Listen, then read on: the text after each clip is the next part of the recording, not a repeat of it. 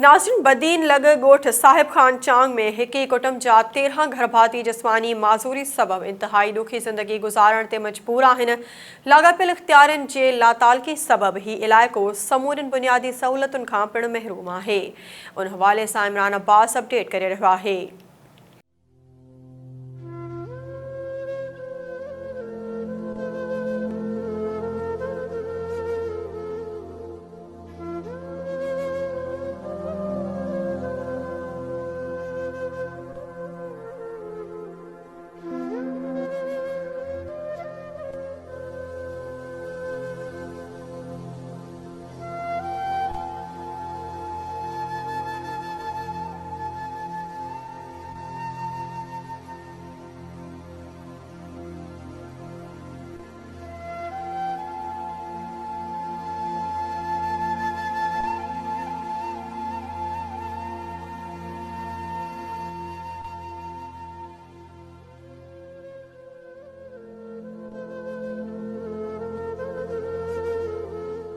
नाज़रीन, तव्हांखे ॿुधाईंदो हलां त हिन वक़्तु आउं मौजूदु आहियां बदीन जे वेझे ॻोठ साहिब खान चांग में, जिथे हिकिड़े ई ख़ानदान में तक़रीबन 13 माण्हू अहिड़ा आहिनि जेके माज़ूर आहिनि।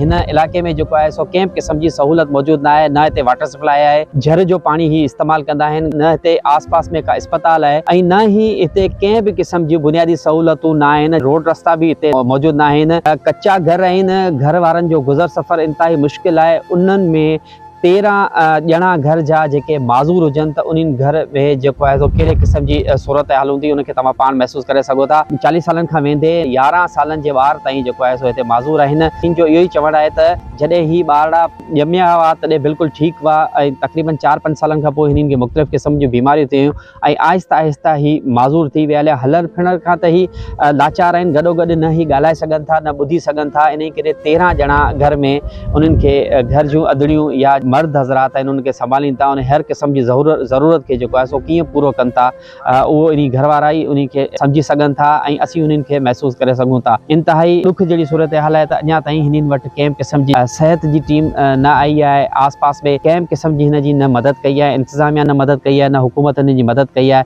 असीं हिननि जे घर में पुॻा आहियूं, हिननि सां ॻाल्हि ॿोल कंदासीं त हिननि जो छा चवणु आहे, कहिड़े तरीक़े सां जेको आहे सो ही गुज़ारो करे रहिया आहिनि। हिन ॿार ॼमंदा हुनखे 40 साल थिया, हिनखे नंढे में नथो आहे जेको सो हिनखे 10-11 साल थींदा आहिनि।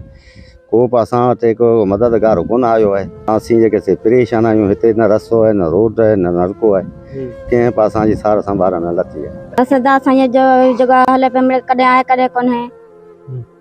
असीं मेरा गरीब माण्हू बच्चा 4 रोज़ा था पाणी ते रोज़ो खोलीनि, पानी तो रोज़ का खाधो पीतो कोन्हे कोदा। असीं ॾाढा ॾुखिया आहियूं, न पाणी न नलको न ॿियो का शइ कोन्हे। घर वारनि सां असां ॻाल्हायो, इन्हनि जो इहो ई चवणु आहे त इंतिहाई ॾुखाइयूं पेश अचनि पियूं इन्हनि खे संभालण में। जॾहिं त इंतिज़ामिया जे तरफ़ां या हुकूमत जे तरफ़ां कंहिं बि क़िस्म जी इमदाद न आहे। बेनज़ीर इनकम सपोर्ट प्रोग्राम थी वियो, उनजे तहत बि हिननि खे कंहिं बि क़िस्म जी मदद न पई मिले। ही शदीद परेशान आहिनि। गॾोगॾु घर वारा बि हिन जा इलाही परेशान आहिनि। त घर वारनि हिननि जे मुतालबो कयो आहे त उन्हनि जो इलाजु कयो वञे, उन्हनि जी माली मदद कई वञे। गॾोगॾु हिननि इहो बि मुतालबो कयो आहे त असांजे इलाइक़े खे रोड रस्ता, बुनियादी सिहत जो जेके सहूलियतूं आहिनि उहे बि मुहैया करे ॾिनियूं वञनि। छो त ही झर जो पाणी पीअनि था। तक़रीबन ज़्यादातर बीमारियूं जेके आहिनि सो झर जे पाणीअ जे करे बि थींदियूं आहिनि। खारो पाणी आहे, बीठल पाणी आहे, उनमें मुख़्तलिफ़ क़िस्म जा जरासीम आहिनि, उनजे करे बि जेको आहे सो बीमारियूं पैदा थींदियूं आहिनि। न हिते आसपास में को असांखे स्कूल नज़र आयो आहे, न रोड रस्ता आहिनि। पढ़ाई खां बि महरूम थी विया पंहिंजी। हींअर इन जो इलाजु न थियण जे करे ही वधीक बीमार थींदा विया वञनि। माह रमज़ान आहे, इन्हनि मां कुझु के माज़ूर आहिनि, उन्हनि रोज़ो बि रखियो आहे, पर इन जी कीअं सहरी थिए थी, कीअं इफ़्तारी थिए थी, उनजे बाबति असीं जेको आहे सो तव्हांखे ॿुधाईंदा हलूं त इंतिहाई ॾुखाई में ही गुज़ारो करे रहिया आहिनि। इन्हनि जो इहो ई मुतालबो आहे त हिन जी जल्द खां जल्द जेको आहे सो माली इमदाद कई वञे। गॾोगॾु इन जेके 13 ॼणा माज़ूर आहिनि उन्हनि जो इलाजु बि करायो वञे।